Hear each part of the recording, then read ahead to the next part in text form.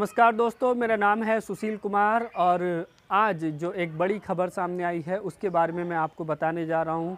CA NRC के आंदोलन के दौरान अलीगढ़ मुस्लिम यूनिवर्सिटी में दिए गए स्पीच को लेकर जो तमाम लोगों को जिस तरह से गिरफ़्तार किया गया था यूपी पुलिस के द्वारा, उनमें से कई लोगों को जो है हमने देखा है कि वो ज़मानत मिल गई है। कोर्ट की तरफ से जो है यूपी पुलिस को फटकार भी लगाई गई हैं। तमाम केसों में हमने ये देखा है।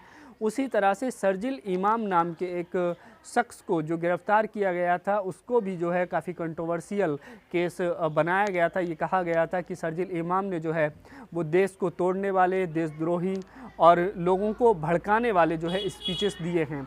लेकिन अब जो है कोर्ट ने शर्जिल इमाम को ज़मानत दे दी है और ज़मानत के साथ ही साथ जो यूपी पुलिस के लिए, योगी सरकार के लिए जिस तरह से उसने टिप्पणी की है वो बेहद गंभीर है, बेहद चिंताजनक है और उस पर योगी सरकार को, उत्तर प्रदेश सरकार को, यूपी पुलिस को जो है विचार करना चाहिए।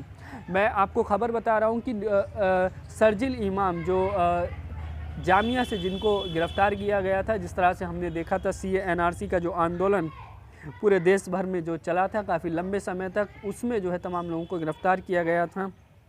तो शर्जिल इमाम को जो है इलाहाबाद हाई कोर्ट की तरफ से ज़मानत दे दी गई है। ज़मानत में क्या कुछ कहा है वो मैं आपको बताऊं, जो सबसे ज़्यादा महत्वपूर्ण है।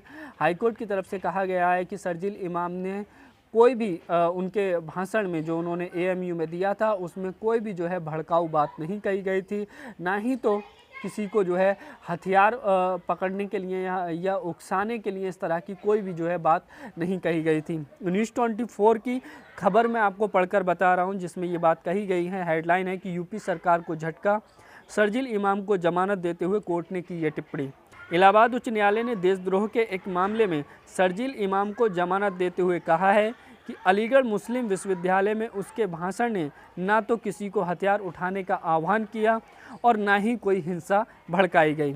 तो ये खबर मैं न्यूज़ 24 की मैं आपको खबर पढ़ के बता रहा हूँ, कोई हवाई बात नहीं कर रहा हूँ।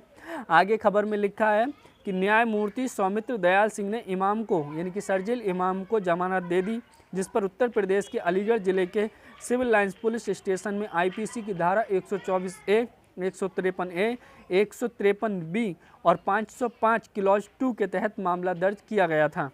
तो ये जो है तमाम धाराओं में शर्जिल इमाम पर मुकदमा दर्ज किया गया था और करीब 1 साल के बाद जो है शर्जिल इमाम को ज़मानत कोर्ट की तरफ से मिल गई है। लेकिन 1 साल का जो वक्त जो जेल में उन्होंने बिताया वो किस तरह से गुजरा है वो तो शर्जिल इमाम ही जानते होंगे। आप और हम कल्पना कर सकते हैं कि ये कोई एक नया ऐसा मामला नहीं है जिसमें इतने लंबे समय के बाद जो है ज़मानत दी गई हो। इससे पहले भी हमने तमाम केस ऐसे देखे हैं कि पुलिस जो है उनको देशद्रोह के या यूएपीए के केस में जो है गिरफ़्तार कर लेती है और बाद में कोर्ट जो है उन्हें ज़मानत देता है। सरकार को भी फटकार लगाता है, पुलिस प्रशासन की कार्यप्रणाली जो है उस पर भी सवाल खड़े किए जाते हैं। इससे पहले हमने देखा डॉक्टर कफील का मामला जो है काफ़ी सुर्खियों में रहा था, जो गोरखपुर के बीआरडी हॉस्पिटल का मामला था, जो वहाँ एक डॉक्टर थे, उन पर भी जो है ये सीए एनआरसी के दौरान जो है भड़काऊ भाषण देने के आरोप लगे थे और उनको पुलिस ने गिरफ़्तार किया था।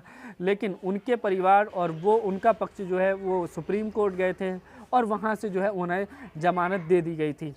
इसके अलावा सफूरा जरगर जो एक एक्टिविस्ट थी दिल्ली की, उनको भी जो है 3-4 महीने के बाद ही जो है ज़मानत दे दी गई थी।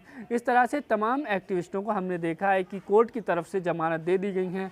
पुलिस के द्वारा जो है उन पर जो चार्जेस लगाए गए थे उनको जो है एक तरीके से वो गलत पाए जाते हैं या उनको जो है दोषी, उन चार्जेस में दोषी नहीं पाया जाता है और इस कारण जो है कोर्ट उनको ज़मानत दे देता है। लेकिन एक और बड़ा नाम है उमर खालिद का, जो अभी भी जेल में है और सीए एनआरसी के आंदोलन के दौरान उन पर भी जो है भड़काऊ भाषण देने के आरोप लगे थे। उन पर भी जो है देश में जो है एकदम उपद्रव फैलाने के आरोप लगे थे और उनको गिरफ्तार किया गया था। अभी भी वो जेल में है, लेकिन अभी तक उनकी ज़मानत नहीं हो पाई है। तो इस बात की भी जो है लोगों में चिंता है, चर्चा है कि क्या उमर खालिद की भी ज़मानत हो पाएगी या नहीं हो पाएगी।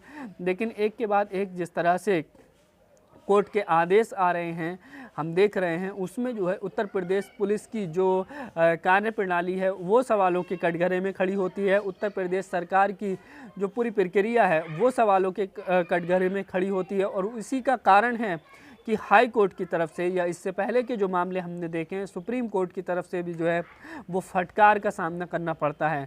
तो शर्जील इमाम का जिस तरह से ये मामला आया, इनको जमानत मिलने के बाद में कोर्ट की ये टिप्पणी, उत्तर प्रदेश सरकार को, उत्तर प्रदेश पुलिस को सबक लेना चाहिए, सीख लेना चाहिए कि कोर्ट की तरफ से जिस तरह से टिप्पणी की जा रही हैं उससे वो जो है अपनी कार्यप्रणाली में सुधार करे और इस तरह से जो है जो चार्जेस लगाए जा रहे हैं और कोर्ट के बाद जो है उनको एक तरीके से उनको खारिज कर दिया जाता है, तो ये काफ़ी गंभीर हैं। क्योंकि जो भी व्यक्ति अगर गिरफ्तार किया जाता है, भले 1 साल के बाद 2 साल के बाद वो बेकसूर साबित हो जाए, उसको दोषी न ठहराया जाए, लेकिन जो जेल में उसने वक्त बिताया है, जो उसने यातना सही है जेल में रहकर, जो उस पर जुल्म हुआ है, जो उसकी एक सामाजिक इमेज जो है वो बिगड़ी है, उसका जो है वो ज़िम्मेदार कौन होगा, उसकी जवाबदेही किसकी होगी और उस शख्स के गैर मौजूदगी में उस परिवार पर किस तरह से जो है वो बीती हैं, उसकी गैर मौजूदगी में किस तरह से वो जो है डिप्रेशन का जो है वो लोग रहे हैं, तनाव में रहे हैं। ये भी एक चिंता का जो है बात है। ऐसा मामला कोई पहला नहीं है हमारे देश में, इससे पहले भी तमाम केस हमने देखे हैं कि लंबे समय तक जो है कोर्ट में जो है कार्रवाई होती है, प्रोसीडिंग होती है और उसके बाद जो है उनको बाइज्जत बरी कर दिया जाता है, ज़मानत दे दी जाती है। और ख़ास तौर पर हमने देखा है कि इस तरह से जो केस एंटी नेशनल जो केसेस आते हैं उनमें सबसे ज़्यादा ये केस ऐसे देखने को मिलते हैं कि कुछ समय के बाद जो है उनको ज़मानत पर या उन्हें जेल से बाहर कर दिया जाता है।